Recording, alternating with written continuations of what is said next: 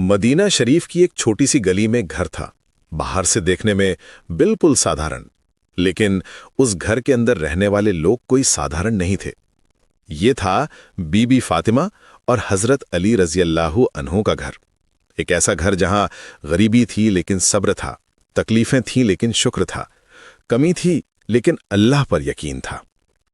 उस छोटे से घर की दीवारें अगर बोल सकती होतीं तो वे हजारों किस्से सुनाती। वे बताती कि कैसे कभी कभी इस घर में चूल्हा 3-3 दिन तक नहीं जलता था, आटा नहीं था, तेल नहीं था, कुछ भी नहीं था, लेकिन फिर भी बीबी फातिमा की जुबान पर कभी शिकायत नहीं आई।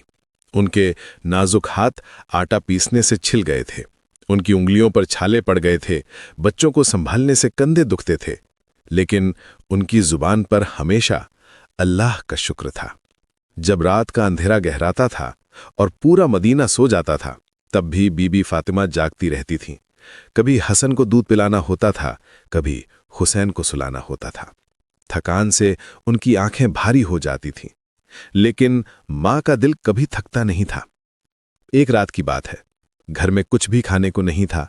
बच्चे भूखे थे, हजरत अली भूखे थे और बीबी फातिमा भी भूखी थीं। हजरत अली ने देखा कि उनकी बीवी कितनी कमजोर हो गई है। उन्होंने धीमी आवाज में पूछा, फातिमा तुमने कुछ खाया? बीबी फातिमा ने अपने चेहरे पर एक खूबसूरत मुस्कान लाते हुए कहा, अली, अगर मां भूखी रहे और बच्चे सो जाएं तो अल्लाह खुश होता है।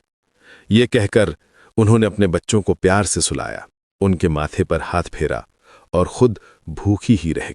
अगले दिन किसी तरह एक रोटी का इंतजाम हुआ, बस एक रोटी पूरे घर के लिए, वो भी छोटी सी, जौ के आटे की। जैसे ही वे खाने बैठे, दरवाजे पर दस्तक हुई। आवाज कमजोर थी लेकिन दर्द से भरी हुई। एक गरीब आदमी खड़ा था, उसकी आंखों में भूख की तड़प थी। अल्लाह के नाम पर कुछ दे दो, मैं 3 दिन से भूखा हूं। बीबी फातिमा ने हजरत अली की तरफ देखा। एक पल की चुप्पी थी। हजरत अली समझ गए। बिना कुछ कहे उन्होंने वो एकमात्र रोटी उस गरीब को दे दी।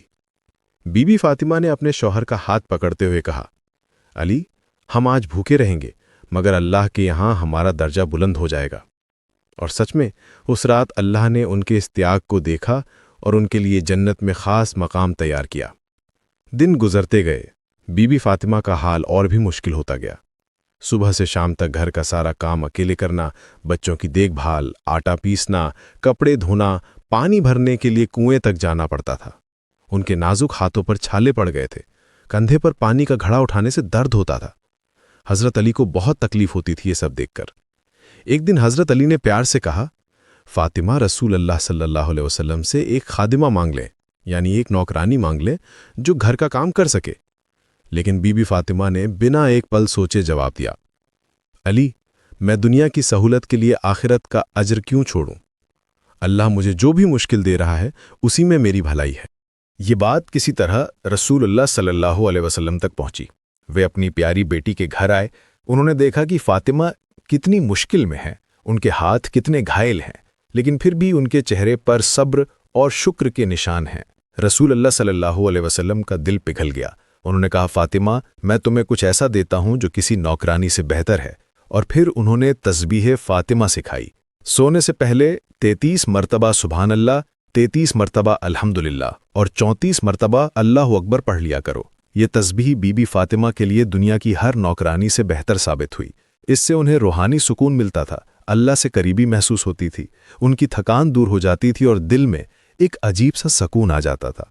आज हम लोग छोटी सी परेशानी में परेशान हो जाते हैं। वाईफाई स्लो हो जाए तो गुस्सा आ जाता है, ट्रैफिक में फंस जाए तो मूड खराब हो जाता है, बिजली चली जाए तो लगता है जैसे दुनिया खत्म हो गई हो। लेकिन बीबी फातिमा और हजरत अली का किस्सा हमें सिखाता है कि सब्र कमजोरी नहीं है, सब्र अल्लाह पर यकीन है, सब्र इंसान की सबसे बड़ी ताकत है। उनकी जिंदगी हमें बताती है कि अल्लाह उन लोगों से मोहब्बत करता है जो मुश्किलों को चुपचाप बर्दाश्त करते हैं, जो शिकायत नहीं करते बल्कि शुक्र करते हैं, जो दुनिया की चीज़ों के पीछे नहीं भागते बल्कि अल्लाह की रज़ा तलाश करते हैं। वे जानते थे कि ये दुनिया एक इम्तिहान है और हर इम्तिहान में अल्लाह अपने बंदों को आजमाता है। जब भी हमारी जिंदगी